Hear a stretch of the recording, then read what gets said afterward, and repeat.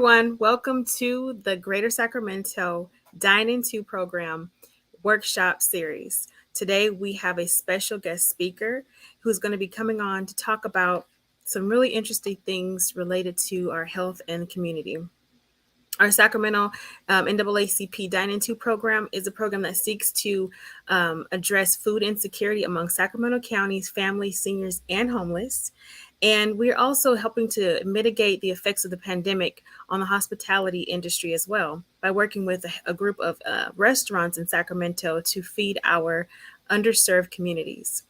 So today we have Miss Lashon Dorsey. She was born in Los Angeles, California, oldest of five girls and the mother of three sons, grandmother and wife to Samuel Dorsey for over 29 years. Congratulations.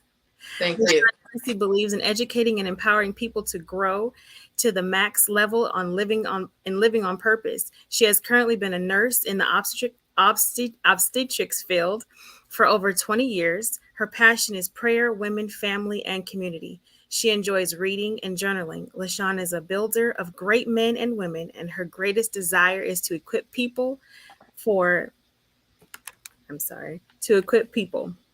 She created and became the founder of Wellness and Fit, where the quality or state of being healthy in the body, mind, especially as a result of deliberate effort, is the overall focus for individuals, families, and communities. This is a service which is a space created for transfer of information, education, inspiration, and execution to empower the whole person.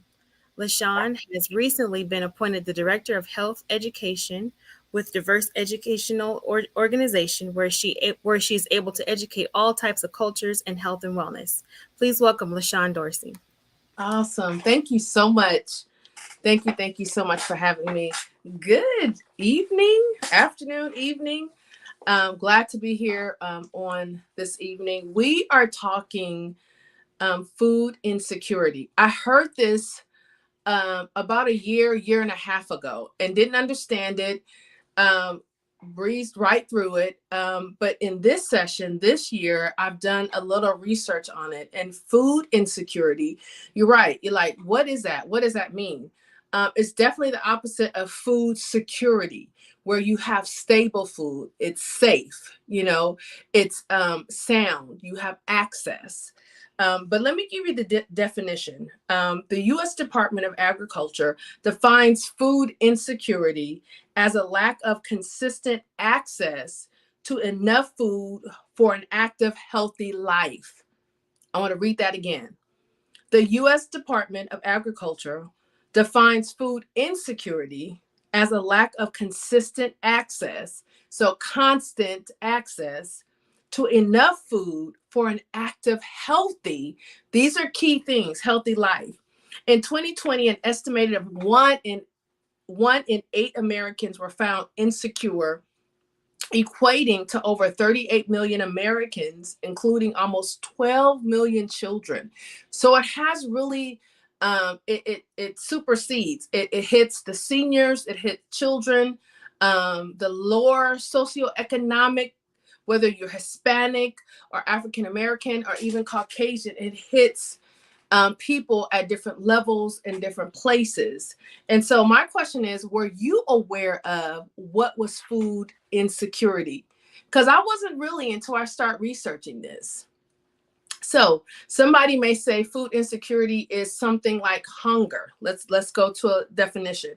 It said, is it important to know that though hunger and food insecurity are closely related, because we have homeless, we have people that are hungry, that don't have no food, right? We're talking about you have food, but you don't have it consistently enough to maintain your health, right? And so when this impacts individuals, it impacts families, it then impacts communities, right? So let's go back to the hunger versus food insecurity. So it says, hunger refers to a personal physical sensation of discomfort, while food insecurity refers to a lack of available financial resources for food at the household level. At the household level. So we're dealing with a full-fledged family, and we could be dealing with individuals as well. But it deals with and impacts family, which then bleeds out into community and our neighborhood, and it just goes on and on and on. Extensive research reveals food insecurity is a complex problem, which we all know that. Many people do not have the resources to meet their basic needs, challenges, which increase a family's risk of food insecurity. So it deals with resources. And even this organization is shedding light on it so that we can have more resources to actually help individuals, families, then would impact our community, correct? Food insecurity does not stand alone. It does not exist by itself in isolation. As low income families are affected by multiple overlapping issues, lack of affordable housing, social isolation, economic social disadvantage resulting from structural racism, chronic or acute health problems, high medical costs, and low wages. And we can see that. We see that in so many different areas of our community, of our lives, and even people that we probably know, to not have the enough food consistently to maintain a healthy lifestyle. If you don't leave away with anything else, leave away with that definition.